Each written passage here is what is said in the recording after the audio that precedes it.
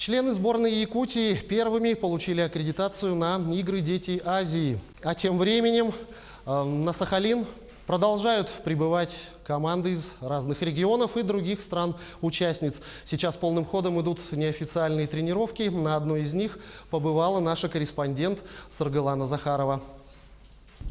Привет из Сахалина. Мы находимся на лыжной базе, где будут проходить соревнования по лыжным гонкам. И сейчас проходят тренировки иностранных спортсменов, а именно команды Непала.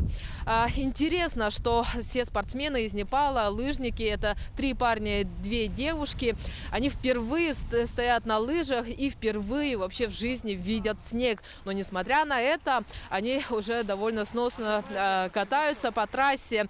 Здесь, в Южно-Сахалинске, они находятся уже с 5 января и уже успели акклиматизироваться. 2 недели тренировки здесь проводят тренеры из Южно-Сахалинска. И, как он констатировал, перед началом спортивных международных игр они стали довольно опытными и уже могут конкурировать с профессионалами. Будут они участвовать на эстафете в дистанции 10 километров и в личном зачете девушки на 3 километра и парни на 5 километров.